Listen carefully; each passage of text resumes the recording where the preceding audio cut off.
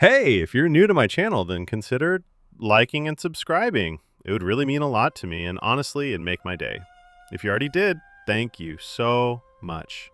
Oh, and by the way, if you like listening to fan fiction, check out my other channel. The link's in the description. The Comet Wish by Moriana 19. What would you do if one night you made a wish on a comet, and the next morning woke up on the Going Merry? Join Rose, an otaku who's about to have the adventure of a lifetime, as she lives through the arcs of One Piece with the Straw Hats. Adios.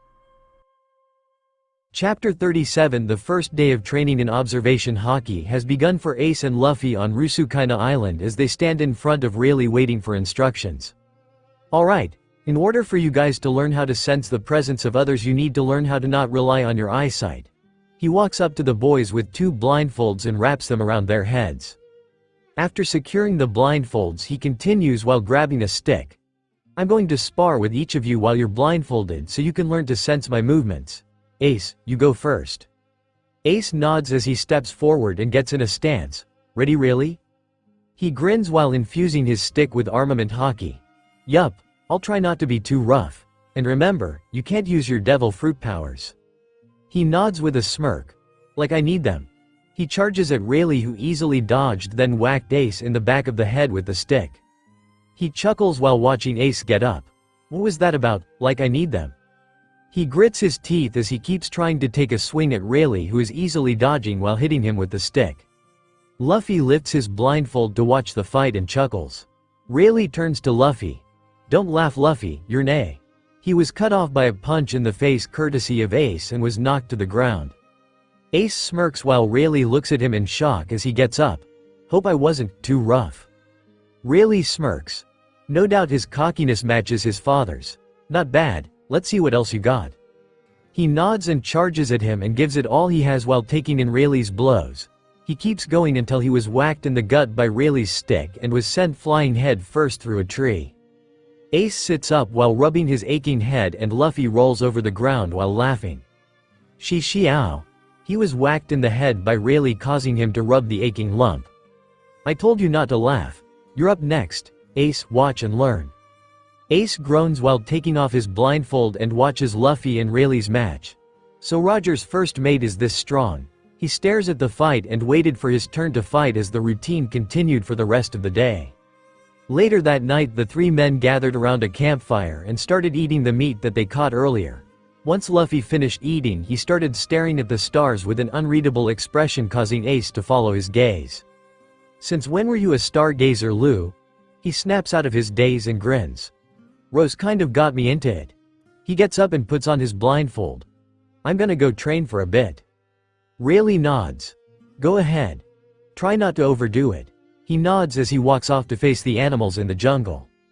Ace follows Luffy with his stare until he can no longer see him, then sighs. Will he really be okay? Rayleigh sighs as he grabs his canister and takes a swig of his liquor. Losing someone close is always tough. I'm sure he'll pull through though. It's funny, he kind of reminds me of Roger. Ace tenses up at the mention of his father's name. How so? Luffy has that carefree grin Roger had. He also has that aura that drives others to support him, not to mention he's as reckless in a fight as he is childish. The day he and Rouge separated was one of the few times I've seen him upset too. He freezes to find himself rambling, then chuckles as he rubs the back of his head. Sorry about that. I'm sure you don't want to hear anything about Roger. He shakes his head. No, it's alright. There's actually something about Roger the first one to ask you. He blinks in surprise before grinning. Ask away. He stares at the campfire in thought for a moment before facing him with a scowl. If Roger loved Rouge, then why did he leave her? He looks at him softly before sighing. Should have known he would ask. It must have been hard being raised by Garp. Roger left in order to protect her. He had an incurable illness and decided to disband the crew quietly in order to protect everyone. In the end, he turned himself in. Ace widens his eyes at the information while Rayleigh continued. I didn't find out that Rouge was having you until the day he turned himself in. He told me he wanted Garp to take care of you because he wanted you to be free to live however you wished, whether it was pirate or marine. Hey, he was selfish to the end. In my opinion though, I think both Rouge and Roger would be happy with the path you followed. He took another swig from his canister while Ace stared at him and processed this information. Ah! Both guys turned to the sound of Luffy's screaming and hear animal roars coming from the same direction. Ace groans as he gets up. I'll go take care of him. Rayleigh nods while Ace runs off in Luffy's direction. Ace keeps his fists clenched as he runs through the jungle. So that's what happened to him. Roger's human just like anyone else here. Same goes for his kid. He chuckles at remembering what Rukia told him as a kid. I'm such an idiot. Guess I really am Roger's son after all. He keeps a soft grin on his face until he finds Luffy and helps him fight off the wild animals. Ace is sleeping on a long red couch with a soft grin before slowly waking up. He sits up to find his black cowboy hat right next to him and looks around to find himself in a blue coral apartment. What the? Ah, so you're back among the living, are you, Pyro? Ace turns to see a tall, middle-aged, muscular, green ray fishman with buzz-cut black hair, a blue tank top, red shorts, and a diagonal claw scar decorating the left side of his neck walking out of the kitchen with a friendly grin and a cup of tea in his hand. Ace looks at him in shock before grinning. Kato, how long has it been? Far too long if you ask me. Take this, it'll warm you up. He gives him the cup of tea. Ace nods before drinking it, then freezes. Wait, did you see my brother or any of his crew members? He shakes his head. Sorry, I only saw you trapped in the current. I'm sure they'll be fine though. He nods before relaxing.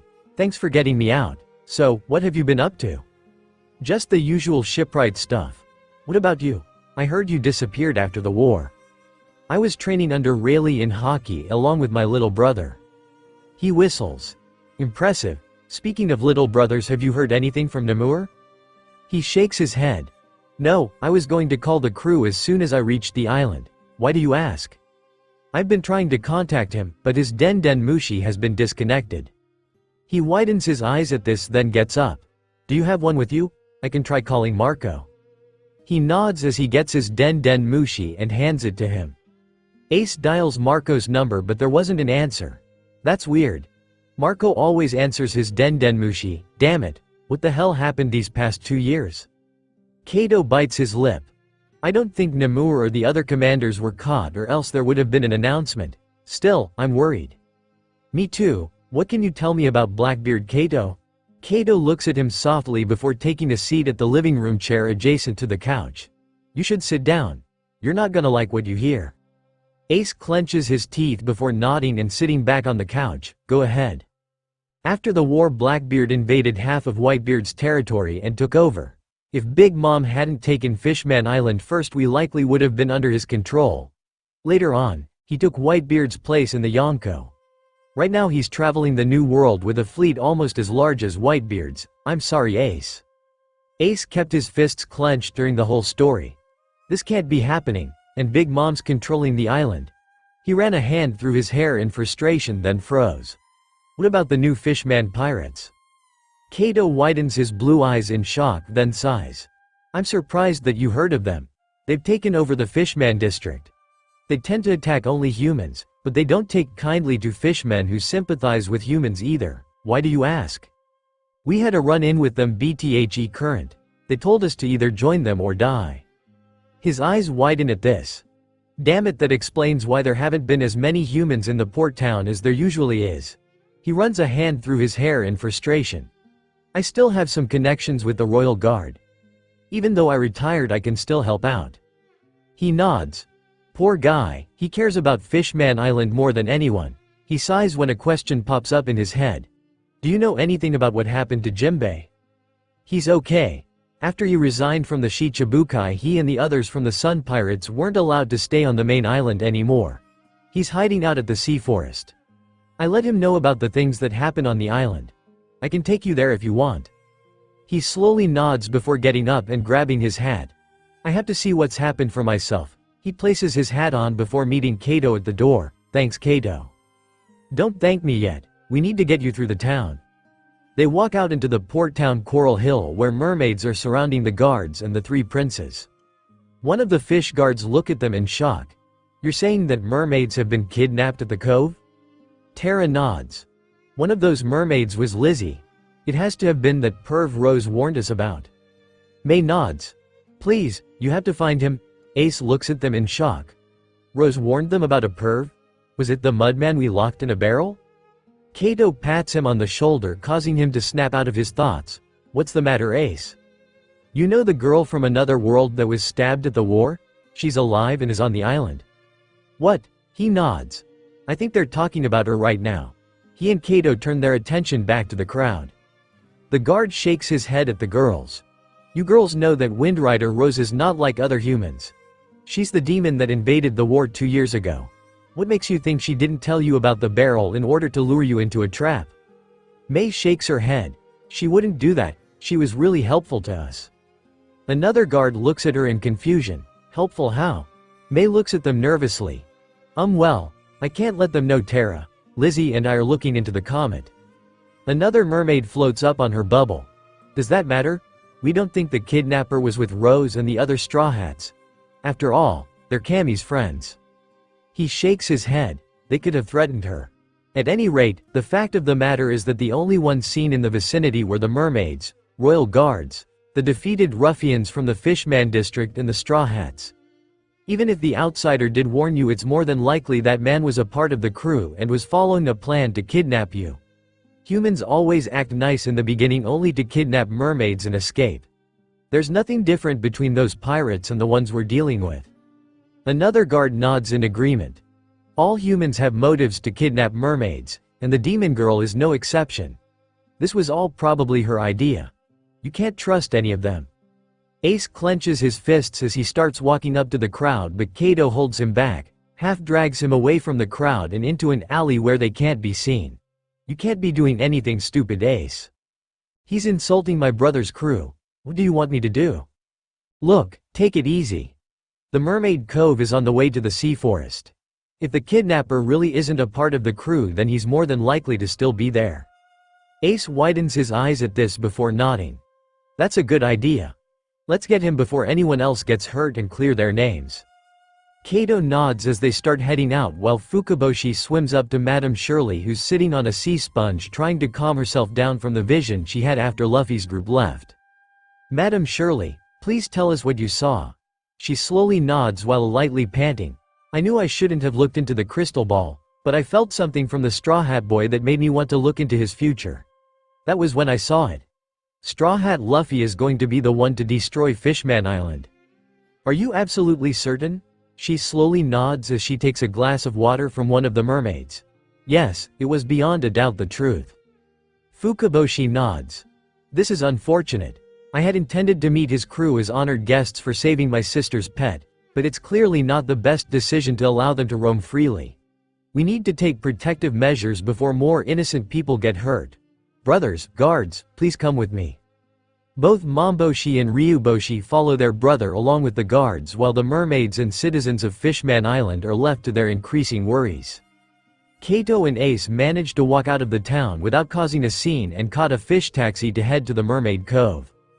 Ace stares at Big Mom's insignia on the sweets factory softly. Kato, how bad was it after Pops died? He follows Ace's stare at the flag, then sighs. It was chaos at first. Jimbei managed to help us hold off most of the slave traders for a while before having to hide. Once Big Mom decided to place her flag on our island, things were almost back to normal. The only difference really now is that we have to supply her with a giant amount of sweets. Ace looks at the island sadly before turning to him. Ace was cut off by a whack to the head. He groans while rubbing his head. What the hell was that for? For getting ready to apologize, Whitebeard, Namur and the others didn't go to that war to make you feel guilty. If you want to make it up to everyone, then live and do what you can to help. If I hear anything close to an apology, I'll kick your pyro ass. He stares at him for a moment before chuckling. I'll keep that in mind. How much longer until we reach the cove? A few more minutes. So, it's true that the girl came back? That's nuts. He nods then chuckles. You don't know the half of it. She's dating my little brother and still knows future events. He widens his eyes in shock then laughs. Wow, that is nuts. So she knows stuff like Madame Shirley? He shakes his head. She said it was only temporary. Good luck to her when it stops then. Ace's smile starts to fade as he slowly nods. She's gonna need it. Even after Rose stops knowing what'll happen, she's gonna be seen as a demon here for the rest of her life. I'm sure she knows how tough it'll be from now on, and it's all because she saved me. Kato's right. I have to do what I can to protect her and Luffy. The least I can do is a bro. Here we are. Ace snaps out of it from Kato's voice to see the taxi approaching the Mermaid Cove. After paying the fare, Ace and Kato left to search the area. So how will we find this guy? Kato asks. I think it's best if we split up. This guy's a logia user, so I hope those years after leaving the Royal Guard haven't made you go soft. He smirks as he grabs a long, skinny piece of pink coral and turns it black with hockey. The only thing that might have gone soft is your thick head, Pyro. I'll go left and you head right. He nods as the two split up in separate directions. Ace walks up to a reef cliff 10 feet high and looks to see a few mermaids about to leave the cove, while Caribou sneaks up from behind while turning his arms into mud. What a nice catch of the day. Ha ha ha. The girls turn around in horror and scream as the mud was about to reach them, but a wall of fire blocks the mud from them. Ah! Caribou turns his arms back to normal while shaking his arms to ease the burn until he used the mud to cool down. He turns in horror to see Ace glaring at him while the mermaids make a swim for it. He jumps off the reef and lands in front of him with his arms ablaze. Give back the mermaids and you won't get burned. His sweat drops before nodding as he lets Lizzie and 5 other passed out mermaids out of his mud before smirking. That sounds like a fair deal. I have a new deal for you. He lets Zira's head out of his right hand face while keeping the rest of her beak and the rest of her body trapped. He looks at her in shock. Zira? Caribou snickers as he looks at her face. So that's the howler monkey's name. I couldn't learn it when I had to shut her screeches up. Ace growls as he gets ready to give him a fireball, but he holds Zira in front of him. Wouldn't want to accidentally roast the pretty bird now, would you? He grits his teeth before extinguishing his flames. Caribou laughs while turning his left hand into mud. This is gonna be too easy. Who needs mermaids when I gain a new reputation by killing port? Thwack. Caribou's ugly smirk was frozen in place when Kato whacked him on the back of the ear with the coral. OWW. He falls forward over unconscious and accidentally releases his hold on Zira. Kato smirks as he picks Caribou up by the collar and kicks Caribou in the gut to send him flying to the canyon wall. Ugly bastard. He gently picks up Zira, then walks over to Ace and hands her over to him while keeping his smirk. I didn't think you had a soft spot for birds. Shut up, she's a part of Luffy's crew. Zira groans as she starts regaining consciousness and looks up to see Ace. Ace, she tackles his face and wraps her wings around his head while crying comical tears. Thanks for saving me. The swamp donkey was so gross, he smelled like swamp bow. Kato snickers at the view of Zira smothering Ace while he grabs Zira so he could breathe, then holds her in front of him. He didn't hurt you, right? She shakes her head. Besides knocking me out, he didn't do anything else. Wait, the mermaids. She looks to see the mermaids passed out but unharmed. Good, they're okay. Hey, who's the fishman? Kato smiles as he casually waves. The name's Kato. I'm a friend of Pyro over here. Ace groans while Zira snickers at the nickname. Thanks for helping me out of there. Wait, where's the perv? Both guys look at the reef wall to see that Caribou escaped. Ace groans in frustration. Damn it, he must have came to and escaped while we weren't looking. Kato rakes a hand in his hair. Sorry Ace, at least when the mermaids wake up we can clear your brother's name. Zira widens her eyes in shock. Clear his name? What the hell happened when I was kidnapped? When the mermaids got kidnapped, the Royal Guard assumed that Luffy and the others did it, Ace says. Zira widens her eyes. Are you serious? Damn it, this must have been what Rose wanted to prevent. Ace quirks an eyebrow. You talked to Rose? She nods. Luffy, Usopp, Sanji, Chopper, Rose and I were found together. We hung out at the Mermaid Cove for a bit while Rose and I went to go find the barrel the perv was in so that the mermaids wouldn't open it. Sadly, I was too late in finding it and got taken while protecting some mermaids. Ace softly grins as he pets her head. It's not your fault, Zira. Do you know where the others went? She nods while getting out of Ace's embrace and onto his shoulder. Rose said something about heading to Neptune's castle. Ace and Kato both widen their eyes at this before Ace face palms. Crap, they're gonna get caught by Neptune's army. Zira shakes her head. I'm sure they'll be fine. We can clear their names after all. Ace sighs before nodding. That's true. Things are still gonna go crazy if we don't hurry. Kato hails a fish taxi and carries each mermaid inside. I'll get the girls to safety, then go to the castle and tell them what happened. I'll make sure the guards don't arrest your brother and his crew. Here you go. After gently placing the last mermaid in the taxi, he hands Ace a Vivre card. This is Jinbei's Vivre card. You should talk to him before letting yourself be seen on the island. Ace nods as he takes the card in his hand. Thanks, Kato. He nods with a grin before getting in the taxi and leaves the cove. Zira grins. He seems nice. How exactly do you know him? He's my crewmate's older brother. He retired from the Royal Guard to become one of the greatest shipwrights on the island. Pops asked him to join, but he wants to use his fighting abilities to protect the island. Zira nods. That's fair. So we're seeing Jinbei, the former warlord. What's he like? You're about to find out now. Let's get going before Luffy and Rose turn the island upside down. Zira nods as they leave while Caribou is hiding behind a reef and panting from exhaustion, then clenches his teeth. Damn it. Not only couldn't I get revenge on the Phantom, but I lost my mermaids. He slams his fist against the reef before freezing. Wait, they said there will be chaos at the castle, right? Then that means Neptune's treasure is up for the taking. His expression immediately changes into a smirk as he turns his body into mud. Ha ha ha. Who needs mermaids when I can just take the gold from under the royals' noses? Perfect. He softly chuckles as his whole body becomes a mud puddle and he slithers out of the cove without being noticed by anyone. An hour earlier at Gyo Valley Hills, Luffy's group has just exited the fish taxi in front of Papag's mansion. Everyone but Kami looks at the giant house in shock while Papag jumps in front of the group. Here's my house, guys. Luffy looks at it in shock. It's huge. Brook widens his eye holes. Such a large place for a small starfish. Papag laughs. Oh ho ho ho. Did I shock you guys? I might only be a stylish starfish in the world above, but here I'm the president of the criminal brand company. Our stores can be found in. Luffy points to another building while ignoring Papag. What's that over there, Kami? Kami floats up to them. That's the criminal brand store. Why is everything here so expensive? I know it's cute, but this is ridiculous. The group freezes as they hear a customer yelling from the store. Looks like someone's making a scene in the store, Kami says as the group starts heading to the store.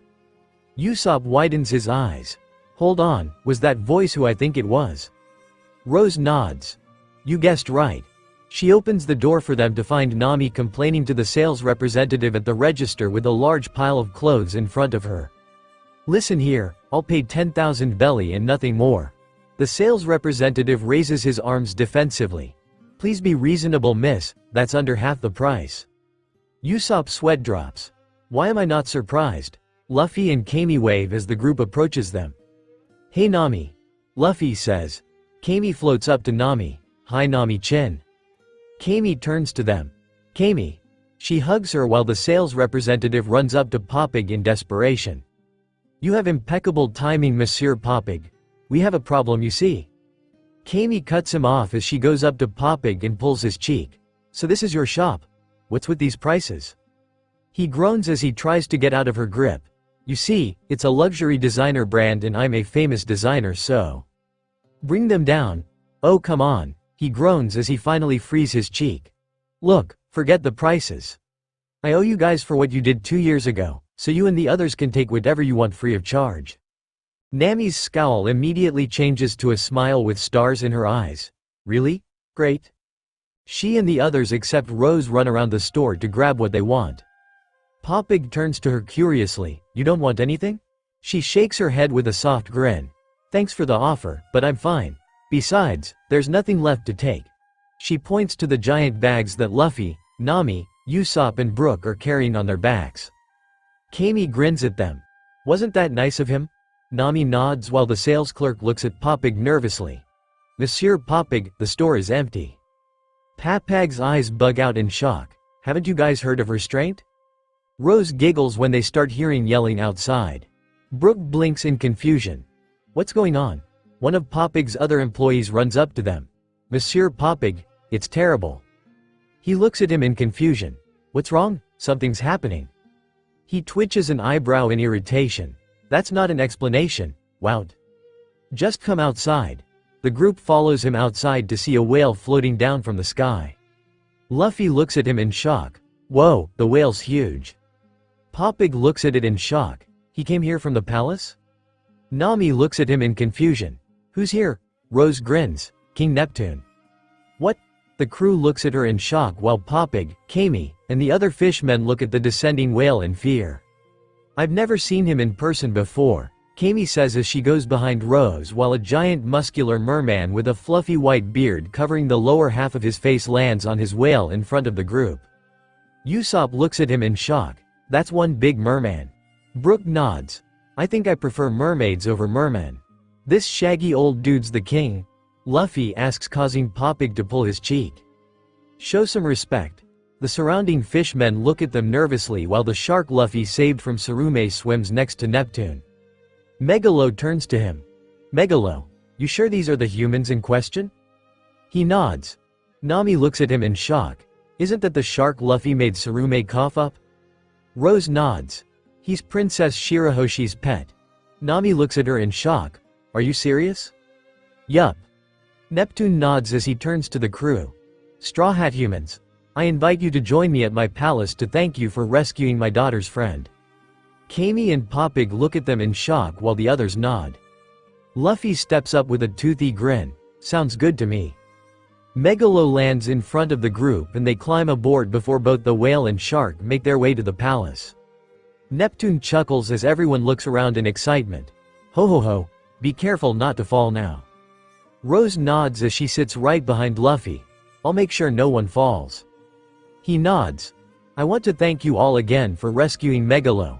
When we thought that he might never return, my daughter was nearly inconsolable. It gave us a real shock that the Kraken almost ate him. Luffy chuckles as he sits cross-legged on Megalo's head. She, it was just a coincidence. Glad he made it all the same. Kami looks around nervously. Is it really okay for us to be coming with you guys to the palace? Usopp nods. I don't see why not. You and Poppig are our friends after all. Neptune nods then widens his eyes. That's right, I forgot to tell you all. One of your crewmates is already waiting for us in the palace. Nami looks at him in confusion. Really? He nods. When I left he already started drinking. I tried to tell him to wait, but he wouldn't listen. Brook's sweat drops. So Zoro-san has made it to the palace, I see. He tilts his head in thought. As for your other companions, I expect my soldiers to locate them and bring them there as soon as possible. Usopp nods before turning to Nami. Hey Nami, do you know where the others went? She nods. Frankie said he was searching for some relatives of someone named Tom, and Robin walked off saying she was looking for some historical information. Rose turns to her. Do you know where Ace went? She shakes her head. Sorry, I haven't seen him. I'm kind of surprised you don't know where he is. Rose sighs while running a gloved hand through her hair. When it comes to Ace after the crew reunites, it's all completely new. I'm positive he's okay. But he could be anywhere from the main island to the Fishman district. I really hope that isn't the case. Wherever he is, he's not gonna like what he learns about what happened these past 2 years. Luffy stretched an arm around Rose's waist and pulled her next to him on Megalo's head. Rose looks at him in shock with a small blush on her face while he chuckles with a toothy grin. She. You worry too much. If you're sure Ace is fine, then he'll find us when he's ready. She widens her eyes for a moment before ginning and adjusting herself so she sits comfortably next to him as he keeps his arm around her. Yay, you're right. They both grin at each other while staring into each other's eyes when they snap out of it to Usopp snickering. Just get a room already, guys. They both turn around to see Nami whacking him on the head. You idiot, they were gonna kiss. Rose face palms while trying to hide her blush. Nami's the biggest shipper in existence. Luffy tilts his head in confusion before turning to Rose. Why would we need a room, Rose? The blush on her face starts to double. You don't need to know, damn it Usopp. I'm gonna kick your ass when this is over. Kami, Poppig and Brook laugh at the scene in front of them while they reach the entrance to the castle right above them. It looks like we're here. Neptune reaches up for the intercom. It is I. Let me and my guests in. The gate starts opening up while Neptune creates a bubble around Megalo. The entryway is submerged in water, so make sure the bubble doesn't pop. Neptune swims up with his whale with Megalo following. Everyone grins in excitement as they make it past the entryway and Fishman Palace comes into view. "Whoa, this is so cool," Luffy says with stars in his eyes. "What a beautiful place," Nami says while Kami is speechless. Rose nods in agreement as she looks around in awe. "Amazing." Brooke looks around in astonishment. This place puts Popig San's house to shame. Popig weeps. "Don't compare my house to a royal palace." The others softly laugh as they make it into the palace and get off of Megalo. Luffy keeps looking around in excitement. "Whoa, what a fun-looking place." Neptune nods. "Please make yourselves comfortable while waiting for your other crewmates to arrive." The others nod when some of Neptune's retainers swam up to him furiously. "How many times must we remind you to be aware of your position? If something were to happen to you there would have been dire consequences. Don't you know what type of position you're putting yourself in by going off alone without telling anyone?" Neptune bows his head in shame. "I'm sorry," the others sweat drop. The king gets scolded by his retainers. Rose holds back a chuckle when she felt Luffy's hand grabbing hers as he starts walking off with her without the others noticing. She quirks an eyebrow in confusion. "What's the matter, Luffy?" He turns to her with a toothy grin while walking. "When Usopp said, 'Get a room,' he meant a room to eat, right? I smell some food this way." Rose widens her eyes before face palming. This guy always has food in his brain. Oh well, at least he's not pressing me about what Usopp meant. She looks around to avoid his gaze while they keep walking. Really? Great, let's go." He nods with a toothy grin as they were about to turn a corner but jump back to hide from the guards that are leaving a room with giant empty food carts. After the coast is clear, the two pirates walk up to the pair of giant doors that has years of scratches on it and axes still hanging from the door. Luffy looks up in awe. "Whoa, these doors are huge. The food must be behind here. Is this the banquet hall?" She shakes her head as she stares at the doors with a grin. "So this is Shirahoshi's room. Cool. This isn't the banquet hall, but there's food in there. That's all I need to know." He lets go of her hand to start opening the door. "I don't think Shirahoshi would like us running on her body." She flies next to him to help him, then uses her wind to get the two of them flying into the dark room and in front of the food.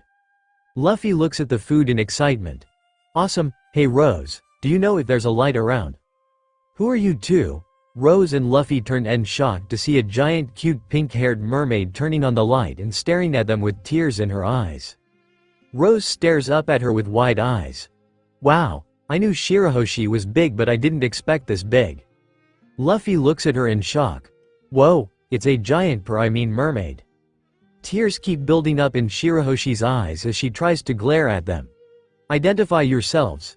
You're here to make an attempt on my life, aren't you?" Well, I'm not scared of." She couldn't hold back anymore as she starts crying. Big brother Sama. Wah."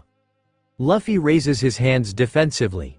"Oi, wait, we're not here to hurt you, quit crying." "Oh crap, I hate seeing people cry." Rose places Luffy on the bed while avoiding her giant tears, then frantically flies in front of her face while waving her arms and looking around the room for a way to cheer her up. "Don't cry, Shirahoshi. Don't cry, you She freezes and gives the princess her best performing grin. "Watch this." She uses her wind to pick up some of the smaller pieces of meat, then starts juggling them and moving them around her with various loops and spins to make it look like it's flying on a roller coaster. Shirahoshi starts sniffling while tears stop streaming down her face, then grins as she watches the show when the food being juggled disappears one by one, causing her eyes to widen in shock. "How did you do that?" "Huh?" Rose looks at her wind in confusion while juggling to see Luffy continuously grabbing the food until she wasn't juggling anymore. "Luffy, I was using that for my performance." Luffy finishes eating the last one before rubbing the back of his head. "Sorry about that. The way you were making them fly made them look more tasty. I should have known not to use meat." Rose groans while face palming before Shirahoshi giggles at what happened. "That was fun. Are you two traveling performers?" Rose shakes her head with a grin as she keeps floating in front of her. "Luffy's not, but I guess you can say that about me. I used to be a street performer, but now I'm a pirate. He's a pirate too. My name's Rose, by the way." She widens her eyes. "You two are—" She's cut off by the sound of a giant axe flying into the room. Before Rose can deflect it, Luffy jumps up in front of them. grabs the axe by the blunt side before it could hit him and pushes the trajectory to make it crash next to the bed. Luffy lands on the bed while Rose uses her wind to pull the doors shut so no more axes can fly in. Damn it, Decken, I hate that guy. She turns to Luffy, who's looking at the axe in confusion. Great job moving the axe, Luffy. He nods. Thanks, but what was that about? Why's the princess crying? Did another axe come flying? The three of them turn to the door that's about to open when Shirahoshi grabs Rose and Luffy in one hand and hides them behind her back with them facing each other while stuck in her hand. The guards open the doors and run in. Are you alright, princess? What happened? Was there an intruder? Shirahoshi looks at them nervously while Luffy squirms in her hand. Hey, let us. Rose cuts him off with a kiss on the lips to keep him quiet, then pulls back with a grin before whispering. We need to keep quiet, Luffy. He nods with a grin before returning the kiss while staying silent. Shirahoshi nods to the guards. I apologize for causing you alarm. I must have had a bad dream, that's all. The guard nods. I see, if that's the case then I'm most relieved. You need to know something as well in regards to Straw Hat Luffy and his companions. The situation has become a lot more complicated than we had hoped. Luffy and Rose pull back from their kiss and listen intently as the guard continues. You see, under suspicion of kidnapping the mermaids, the decision has been made to confine the Straw Hats to the dungeons. The swordsman who arrived earlier has already been locked away and a few of the others are being apprehended as we speak. The only problem is the Captain Straw Hat Luffy and the outsider Windrider Rose, who were both seen entering the palace, have gone missing. Presumably they found out our intentions to arrest them and they hid somewhere in the palace. Fear not, however, we will be sure to find them and apprehend them as well as the other crewmates scattered on the island. We must be leaving now. If you see anyone suspicious, please inform us immediately. Shirahoshi nods as they leave, then puts Rose and Luffy on the bed in front of her. Rose clenches her fists in frustration. Damn it, Caribou must have escaped and kidnapped the mermaids. Wait, oh crap. What if he has Zera? She runs a hand through her hair in frustration. Luffy tilts his head. You okay? She slowly nods. Yay, the others can take on the guards. I'm just frustrated that Caribou still kidnapped the mermaids. He nods. We can beat the crap out of him when we get out of here. She nods with a grin. Sounds good to me. Shirahoshi keeps her gaze on them. Thank you for saving me and I'm sorry for the rudeness of the guards. Your names are Luffy-sama and Rose-sama, correct? Both pirates nod. Since you're pirates, does that make you bad people? Rose shrugs her shoulders while Luffy walks in front of the food. You can decide that on your own. Can I eat this? Shirahoshi nods, causing him to dig in as she turns to Rose. Would it be alright if I ask you some questions, Rose-sama? She nods with a grin. If you can answer my questions about Fishman Island, then you got a deal. She eagerly nods as Rose flies in front of her with a notebook. If things keep going like this, then we should be leaving soon. I hope the island's ready for the chaos. The girls start exchanging questions as the chaos starts to break loose in the palace and starts to spread throughout the island. Shirahoshi's pet shark Megalo swims into Shirahoshi's room to see Rose flying in front of the princess and eagerly jotting down the answers to her questions about the island while Luffy is eating the giant food in front of him. Shirahoshi grins as she sees Megalo. Hi Megalo. He grins as he floats over to them while the princess turns her attention back to Rose. I can't believe you guys were the ones that saved Megalo. Will your friends be okay? Rose nods. I'm sure they can handle themselves. They should have taken care of the guards by now. Luffy swallows a giant piece of meat, then turns to the girls. What exactly was with that giant axe? Shirahoshi sighs. I believe I know the man responsible. His name's Vanderdecken-sama. He seems to have a grudge against me because I refused his marriage proposals. From what I know, he's cursed with the mark power. It allows him to target me at any time, no matter where he is. As such, I'm not permitted to leave Shell Tower, for it would be too dangerous for me to go outside. I've been living here for 10 years. Rose looks at her softly. I'm sorry to hear that. She shakes her head. It's okay. I have Megalo with me. He's my only friend in the world. Luffy nods as he keeps eating. So that's why your dad wanted to throw a party for us. Too bad it won't happen now. Rose shrugs. These things happen. Shirahoshi looks at Luffy curiously. Do all human boys eat that much? Rose giggles then shakes her head. Luffy's appetite is greater than that of 100 men. She nods then turns to Rose. What about you, Rose-sama? How is it that you're able to fly? I ate a devil fruit called the wind fruit, meaning that my body is pretty much wind now. Watch, she turns her body into wind and flies around the room. Shirahoshi and Megalo look around in confusion until the brunette rematerialized on top of Megalo's head and raises her arms in the air. Ta-da! Megalo and Shirahoshi look at her in shock as she flies off of Megalo's head. Shirahoshi's shock fades away into excitement as she applauds her. That was amazing. Since you're a pirate, does that mean you go on things called adventures? Have you ever seen the sun? Also, did you ever see the flowers and animals? Oh wait, have you even been to a green place called the forest? Rose giggles before raising her hands defensively. Easy, easy, one question at a time. First, we go on a lot of adventures. Most of them are really fun, but they can also be dangerous. We've also seen the sun, flowers and animals. We haven't been to a forest in a while, but we've been there before. It's a really nice place. She nods then noticed Luffy's cheeks growing as he's eating. Did Luffy-sama eat a devil fruit too? His cheeks are so large. She goes to poke his cheeks, causing Rose's eyes to widen. Wait, Shirahoshi, don't. It was too late as Shirahoshi pokes Luffy's cheek, causing him to spit the food he was eating. Don't do that. What was that for? Shirahoshi freezes as tears start forming in her eyes. I am sorry, please don't shout at me. You're a really scary person, Luffy-sama. Luffy looks at her in shock. Whoa, I wasn't trying to make you cry, stop it. She keeps crying while Rose looks at them frantically. Damn it, what the hell do I do here? She flies over to Shirahoshi. Hey, it's okay. There's no need to cry. Luffy sighs as he starts finishing the food. Man, for someone so big you're a real crybaby. I don't think I like you very much. Rose twitches an eyebrow in irritation before flying over to Luffy. Luffy, you didn't need to say that. He shrugs as he keeps eating. It's the truth though. Megalo swims up to them angrily while Shirahoshi starts crying.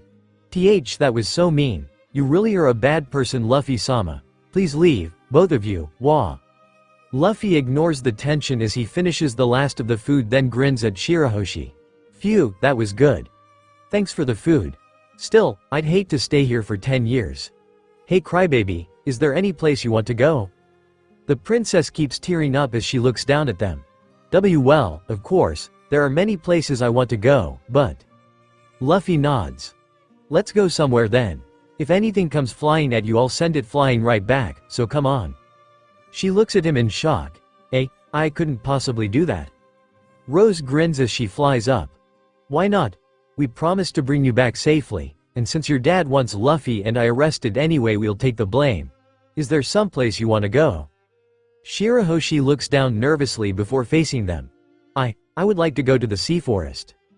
Rose looks at her softly. Right, she wants to see her mom. She softly grins at the princess before nodding. In that case, we should get going before any guards show up. Shirahoshi shakes her head before tearing up. No, it's just a dream. I can't possibly do something so selfish as leaving the tower. Luffy groans in frustration. Why does saying where you want to go make you cry? Shirahoshi starts crying again while Rose lands next to him. Luffy, please take it easy on her. He sighs in frustration. Fine, so Rose, what's supposed to happen? He was cut off to the sound of tremors. Shirahoshi cowers in fear while Luffy, Rose and Megalo look around in shock. What the hell was that? Luffy asks. Rose looks at the door in thought. I'm not sure. Didn't Decken throw something else at the tower? Damn it, what was it again? Maybe I should help out before Hody arrives. She starts flying to the door.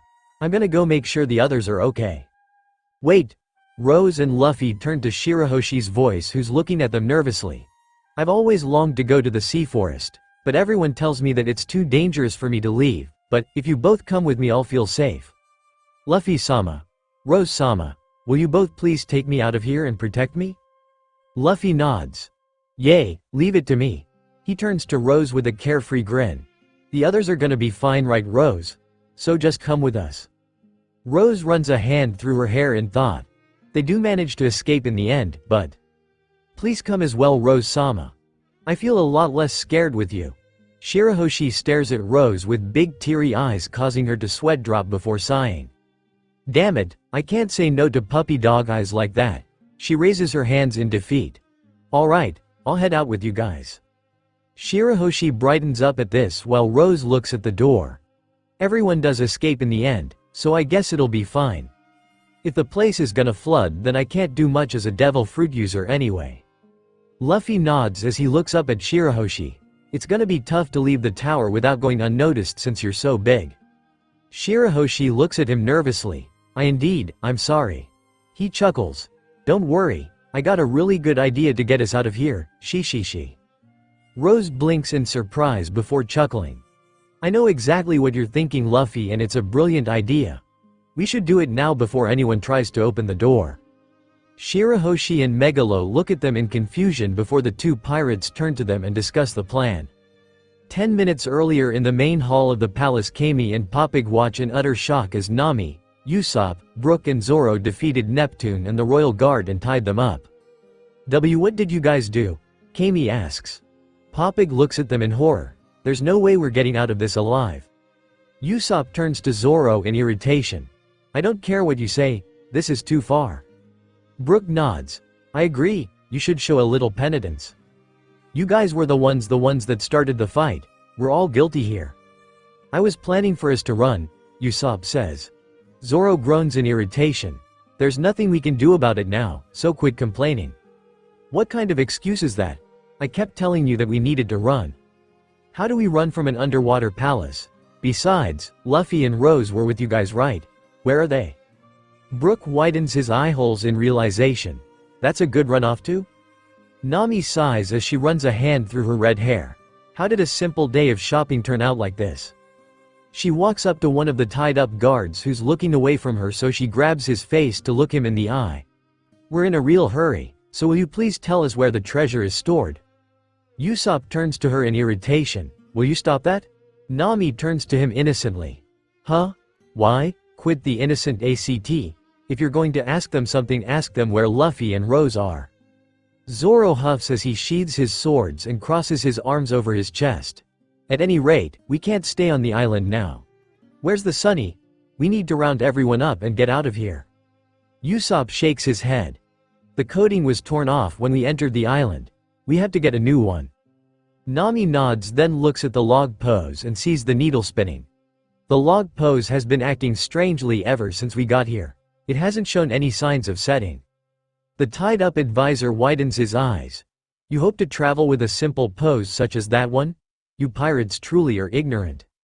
Nami turns to him in confusion. What do you mean? I'll tell you if you untie me. She turns away from his when the doorbell to the palace started ringing. The guards smile in excitement. That must be the prince's. Meanwhile, outside the palace, Prince Fukaboshi looks at the closed door curiously. That's odd. What are the guards doing? Your Highnesses. The three princes turn to Kato's voice as he's riding up to them on a fish taxi. Fukaboshi looks at him in confusion. It's been a while, old friend. What's the matter? The Straw Hats are innocent. They didn't kidnap the mermaids. My friend and I fought the man responsible and rescued the girls. But we lost the perpetrator. The girls are recovering in Coral Town right now. Ryaboshi looks at him in shock. The Straw Hats didn't kidnap the mermaids? Momboshi grins at this. This is great. Now we can party with them like we planned, right? Who's there? The group freezes to the sound of Zoro's voice on the intercom, then the voices changes to the guards. Prince Fukaboshi, Prince Ryuuboshi, Prince Mamboshi, help us. The group freezes in horror when the intercom changed back to Zoro. Shut up. Kato looks at the gate in utter shock before running his green hand through his black hair in frustration. What the hell did these pirates do?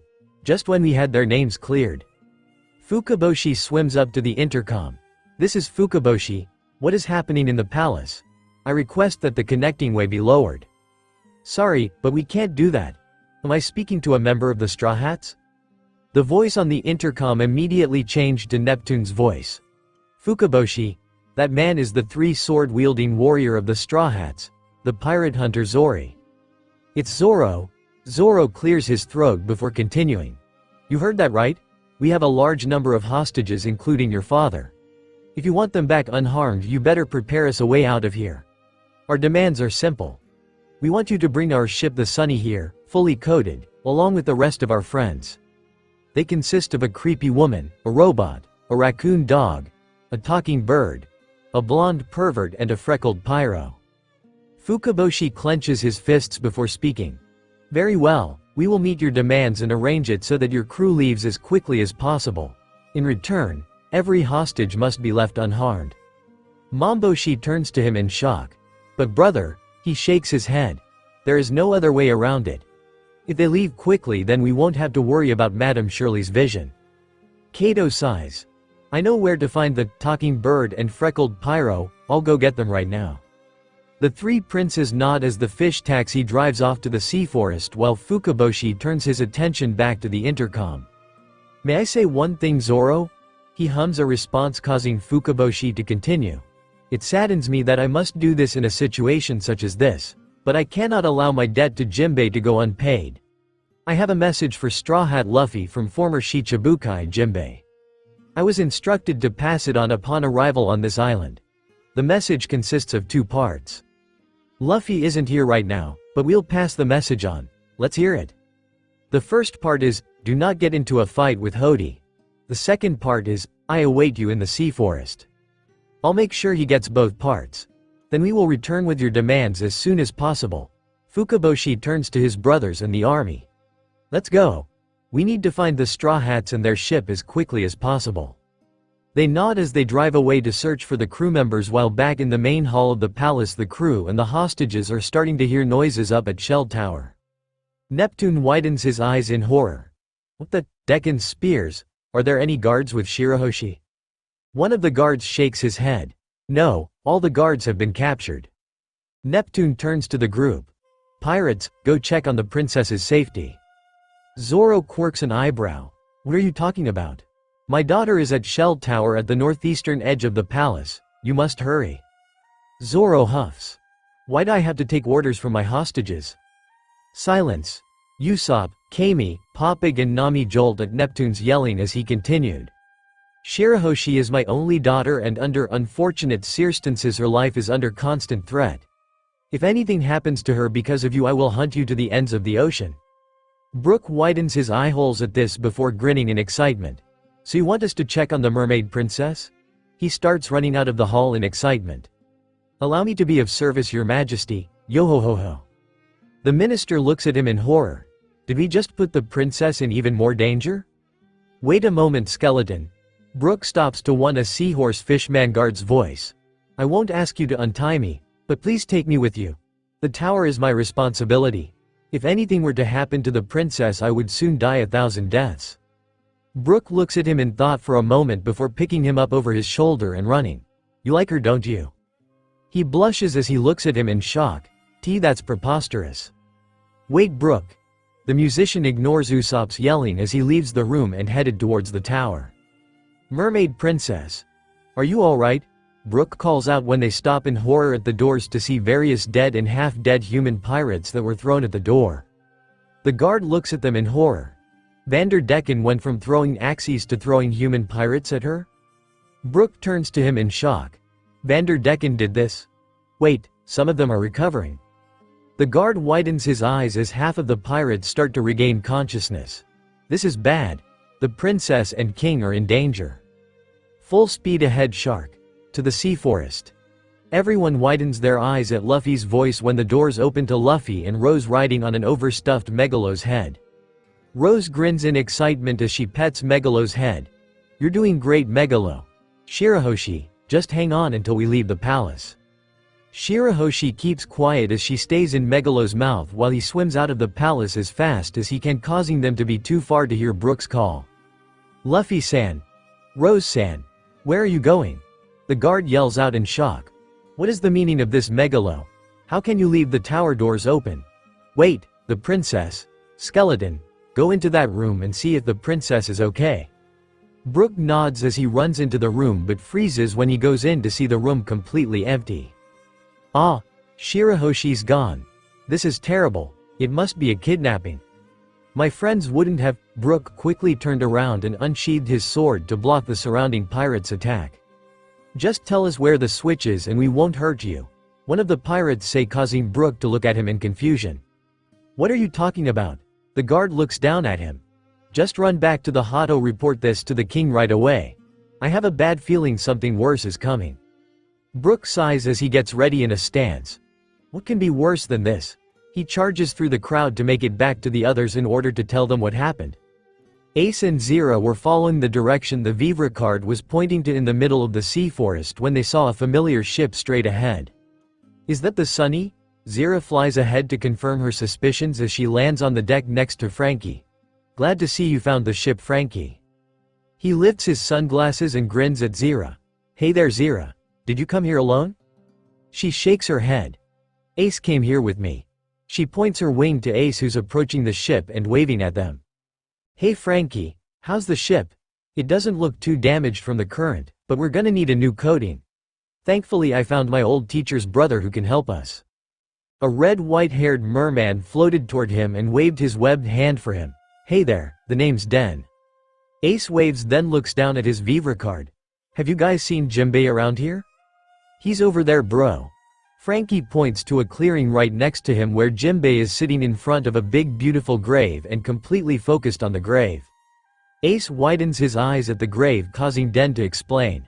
That's the resting spot of our late Queen Otahime. You can go see Jimbei if you want. He nods as he approaches Jimbei from behind. Long time no see, Jimbei. Jimbei snaps out of his thoughts to turn to Ace, then smiles in joy. Ace, you made it. How was training with Rayleigh and Luffy? It was great. I've gotten a lot stronger and so has Luffy. Has Luffy come here with you? He shakes his head. Sorry, I came here with another member of his crew. Zira nods in satisfaction of the recognition, then helps Frankie with some of the ship work. Jimbei sighs. I see, I just hope he got my message. Ace quirks an eyebrow as he sits next to him. What message?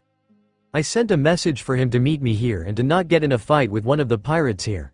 You guys didn't happen to meet Hody, did you? He shakes his head. No, but I think we met some of his crew. We didn't fight them though. I have some questions for you though. Kato filled me in about Teach and Big Mom, so you don't need to talk about them, but do you have any knowledge about what happened to the Whitebeard commanders? He shakes his head. Sorry Ace, I haven't heard anything of their whereabouts for about a year. Ace widens his eyes at this. A year? He nods. A lot has happened since you and Luffy were training these past 2 years. With your permission, I'd like to wait until Luffy is here as well so you both know what's been going on. He sighs before nodding. That's fine. While we're waiting, can you tell me why we can't fight Hody? That I can tell you. He stares at the grave while telling him about Hody's crew. Luffy grins as they ride on Megalo's head and sees the coast of Coral Town in their sights before looking down. It should be okay for you to come out of his mouth now, crybaby. Shirahoshi nervously jolts as she stays in Megalo's mouth. And no, that's okay. I'm fine in here. Megalo almost gags but does his best not to spit her out. Rose gently pats the shark's head.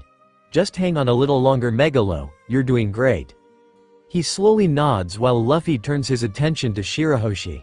So how is it? Your first time outside in 10 years. Shirahoshi looks outside nervously. And my heart is beating really fast. Is this what you call an adventure? He chuckles. She. Yup, if your heart's beating fast then it's an adventure. You said you wanted to go to the sea forest, right? What's over there? A grave. There's a grave that I've never seen since it was built 10 years ago. I've always wanted to go there. Rose softly grins down at her. I can imagine you're eager to go there. We should be there soon. She freezes, then turns to Luffy. Oh yay, I think Frankie's at the sea forest too. Luffy grins at that as they get closer to the coastal town. Really? Great. Shirahoshi looks up in confusion. How do you know he'll be there, Rose-sama? She rubs the back of her head sheepishly while looking at the town. It's kind of a long hey wait, isn't that Chopper and Sanji down there? That's right. We picked them up here. Hachi's there too. Damn it, Dekken already injured him. The others follow her gaze to see Sanji and Chopper surrounded by a mob of angry fishmen while Hachi is lying on the ground in pain as Chopper treats his injuries. Even though you're innocent for taking the mermaids, we won't forgive you for taking over the palace. Just get out of our island. Sanji looks at them in confusion. What are you talking about? We've been in town the whole time. Luffy waves his arms as they get closer to the crowd. Hey guys, over here. Sanji and Chopper look up to see them coming closer. Chopper happily waves over to them. Luffy, Rose. Sanji looks at Megalo in confusion. Is that a pufferfish? Shirahoshi looks at them curiously. Are they friends of yours? Yay, they're our crewmates. Rose says while the townspeople glare up at them. There are more of them? That guy must be their boss. Shirahoshi looks at the crowd nervously. I can't be seen by all these people. Megalo, can you close your mouth a little more? The shark tries his best to keep his mouth shut while Luffy and Rose jump off of Megalo. Wait right there, we'll be right back. Luffy says as Rose eases the landing with her wind. Rose looks around the angry crowd before turning to Sanji. How you feeling, Sanji? Much better, thank you, but why is everyone so mad at us? They think we kidnapped some mermaids. He quirks an eyebrow in confusion, but they said we were innocent of that. She widens her eyes in shock. Huh? They know we're innocent? In that case, it might be because some of the others took over the palace while we were still being accused. Did Ace have something to do with the mermaids? Sanji groans in frustration as he lights his cigarette. That shitty Marimo is always causing trouble. How do we get out of this one? She sighs in exasperation. We just have to play things out. Luffy sees Hachi and runs towards him. Hachi, is that you? What happened? Hachi groans in pain. Straw Hat, you guys have to get out of here. Chopper turns to him after treating Hachi's injuries. He won't tell us anything. He just keeps saying to get off the island. Rose looks at him softly while clenching her fists. Hachi. The fishmen keep their guard up while talking among themselves. Wait, wasn't Straw Hat occupying the palace? What if they left after stealing the treasure and kidnapping the princess? Another fishman shakes his head. Kidnapping the princess is impossible. Princess Shirahoshi is a giant mermaid and Neptune's daughter. Nobody can hope to. He was cut off to the sound of Megalo gagging and accidentally coughing up Shirahoshi before he passed out. The citizens stare in utter shock as their princess sits up and looks at them nervously. Princess Shirahoshi? Luffy and Rose widened their eyes while Sanji's back was turned to her and didn't listen to the crowd. Chopper looks up at her in utter shock. She's huge. And did they just say princess?